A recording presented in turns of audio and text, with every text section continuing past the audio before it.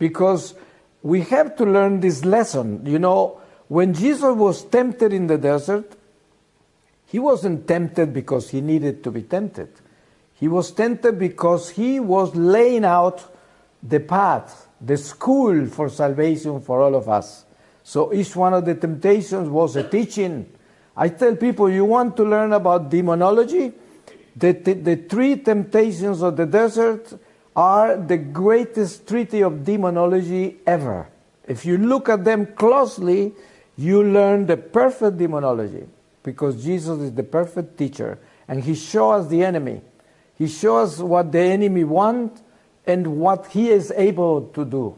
So one of the things he's able to do, and he showed Jesus for us to learn, is taking Jesus up the mountain and showing him all the kingdoms of this world and saying, all of this has been given to me. If you kneel and worship me, I give them to you. You see, we hear that Masons consecrate themselves to Satan to get power, right? Material power, physical health, and many other things. And you wonder, is that true? Is that possible? And the answer is yes, but not only Masons, any person that enters into a satanic relationship sells their souls to Satan for powers. And look, it's not a joke, it's not something that we made up. It's something that Jesus himself revealed to us. Satan offered that to Jesus. He said, if you worship me, I give them to you, these powers of the earth. So it's a reality. If you enter into this Satanism, you enter into treaties with the devil. See, one of the greatest treaties with the devil is blood, innocent blood. And that's why politicians, bankers, all these people that deal with the greatest powers on earth, they offer Satan the greatest offering, and it's innocent blood.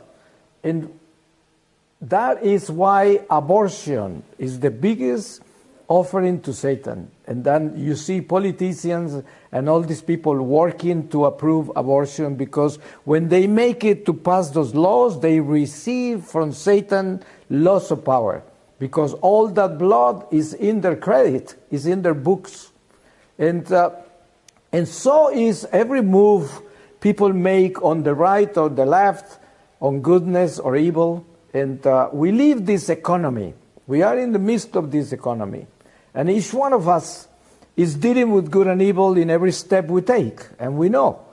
And it takes courage to be strong enough to be chasing away everything that is evil from us, from our heart, from our feelings, from everything we are, from our thoughts, from our intentions and tendencies. And we have to constantly be working these forces and placing them where they belong. And it's an art, and it's a science. And Christianly speaking, it's called the science of the cross, because this is the science we deal with. Like St. Paul says, we look for a crucified Jesus, which means we look to die on the cross with the Lord in every step we take. We are crucified with Jesus if we obey him during this earthly life, because there is no other way to heaven than climbing through the cross. And you see, when Jesus told us that he was going to go to prepare us a place, he ascended, and went back to where he came from.